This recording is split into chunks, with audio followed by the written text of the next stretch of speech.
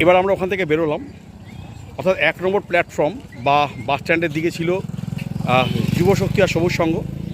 এবার আমরা কিন্তু অর্থাৎ 1 নম্বর যে প্ল্যাটফর্ম যেটাকে বলে, আমরা কিন্তু এটা পেরিয়ে চলে যাব একেবারে ওই পারে আরও 3-4টে বড় বড় পুজো আছে। দেখি কটা তোমাদের পুজোর প্রস্তুতিগুলো দেখাতে পারি। তাহলে চলো যাওয়া যাক এই মুহূর্তে ওই পারে।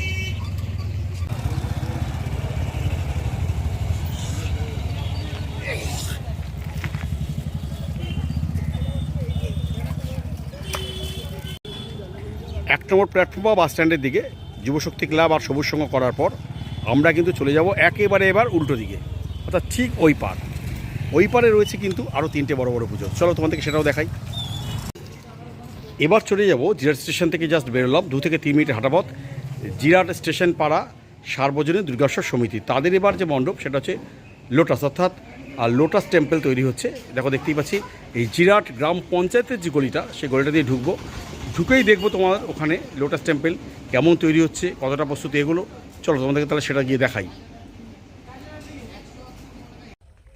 উড়ে বাবা, এটা দেখছি পুরো বাঁশের সাঁকো, মানে বাঁশের সাঁকো দিয়ে যেতে হবে এই লোটাস টেম্পলে। বিরাট একটা বাঁশের সাঁকো, এর মধ্যে দিয়ে যারা দর্শনার্থী তারা ঢুকবে লোটাস টেম্পল। তো লোটাস টেম্পলে দেখতে পাচ্ছি, দেখো এখান থেকে বোঝা যাচ্ছে লোটাস টেম্পলটা, কিন্তু যাওয়ার রাস্তাটা না এই মুহূর্তে মানে আমি হয়তো যেতে পারবো না, কারণ যাওয়ার যে এই যে কানেক্টিং ব্যাপারটা আমি এই মুহূর্তে দেখতে পাচ্ছি না। এই দেখো তোমাদেরকে একটু দেখাই, এই দেখো এই বাঁশের সাঁকোটা, এই বাঁশের সাঁকোটা দিয়ে দর্শনার্থীরা প্রবেশ করবে। এই হচ্ছে মণ্ডপ অর্থাৎ লোটাস টেম্পলটা। তো সুতরাং আমি ভেবেছিলাম যে যাব, তো রিস্ক নিলাম না, কারণ এই মুহূর্তে যাওয়াটা ঠিক হবে না। অর্থাৎ একই তো পুকুর, আমার এমনি জলে ভয় আছে, সাঁতারটাও ঠিক মতো জানি না। আর এই লোটাস টেম্পল এটা কিন্তু এইটুকু কথা বলতে পারি, যখন রাত হবে লাইট জ্বলবে, দর্শনার্থীরা প্রবেশ করবে, তখন সত্যি সত্যি দারুণ লাগবে। কারণ জলের উপরে পদ্ম মন্দির একটা আলাদা একটা মাত্রা তৈরি করবে। দেখো দেখতেই পাচ্ছ, তোমাদেরকে আমি এইভাবে করে একটু দেখাই। এই দেখো পুরোটাই হচ্ছে পুকুর, কিন্তু পুরোটা পুকুর। এই পুকুরের ওপরে এইভাবে মানুষজন হাঁটবে, হেঁটে এই যে টেম্পল, এই দেখতেই পাচ্ছ, বোঝা যাচ্ছে কিন্তু যে লোটাস টেম্পল বোঝা যাচ্ছে। এই মুহূর্তে যেহেতু বাঁশ আর বাটাম দিয়ে তৈরি করা হয়েছে, সুতরাং বোঝা যাচ্ছে কিন্তু লোটাস টেম্পলটা। সেটা তোমাদেরকে একটু আরও ভালো করে দেখাই।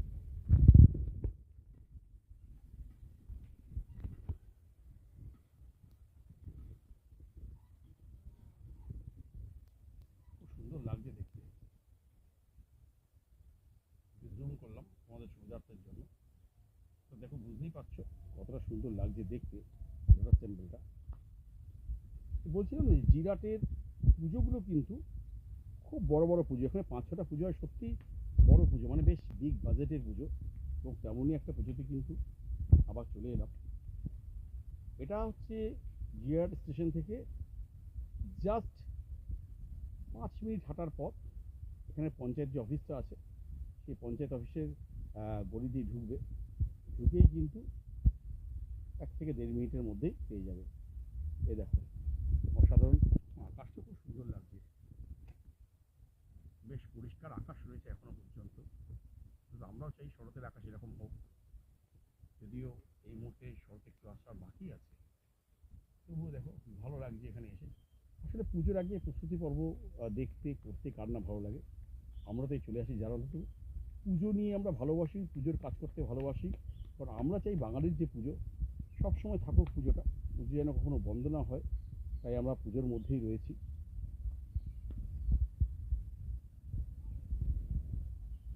আমরা কলকাতা ছেড়ে তাই চলে এসেছি এবারে হুগলি জেলার জিরাটের পথে।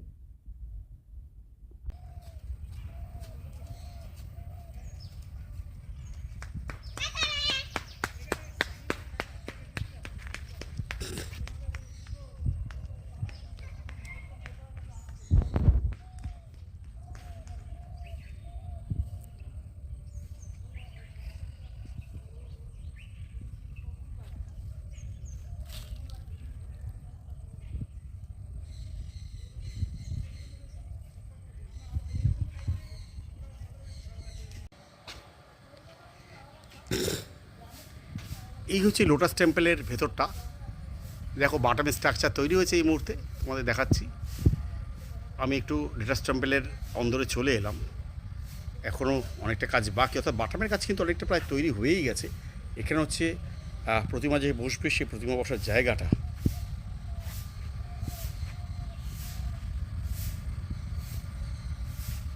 আমি কিন্তু পুকুরের ওপরেই দাঁড়িয়ে আছি। এটা হচ্ছে যেখান থেকে দর্শনার্থীরা ঢুকবে, দেখো। অর্থাৎ এখান থেকে কিন্তু দর্শনার্থীরা ঢুকবে, দেখো দেখতে পাচ্ছি। এই যে এখানে দর্শনার্থীরা প্রবেশ করবে, দেখো দেখতে পাচ্ছ দর্শনার্থীরা প্রবেশ করার জায়গাটা। এই দেখো পুরোটাই পুকুর, পুকুরের ওপর প্লাই পাতা হবে। এই তোমাদেরকে দেখালাম। এই হচ্ছে দর্শনার্থীরা প্রবেশ করবে এখান দিয়ে।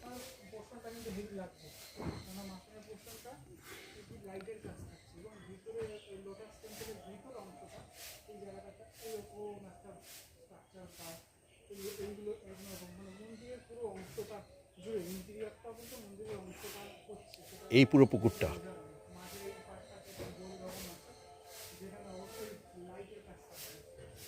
কেমন লাগলো তোমাদের এই লোটাস টেম্পলের যে প্রস্তুতি পর্ব, সেটা অবশ্যই জানিও। আর এই জলের উপর লোটাস টেম্পল, এটা তো আরও বেশি ভালো লাগছে, তাই না? তো যাই হোক, বিদায় নিচ্ছি আমি এই মুহূর্তে জিরাটের এই লোটাস টেম্পলের যে জায়গাটা, সেখান থেকে। সুতরাং এখনও তো শেষ হয়নি জিরাট পর্ব, তো জিরাট পর্বে চলতে থাকুক। আর তোমরা কিন্তু অবশ্যই জানিও যে কলকাতার বাইরে হুগলি জেলার এই যে জিরাটের পুজোগুলো দেখাচ্ছি তোমাদের কেমন লাগছে।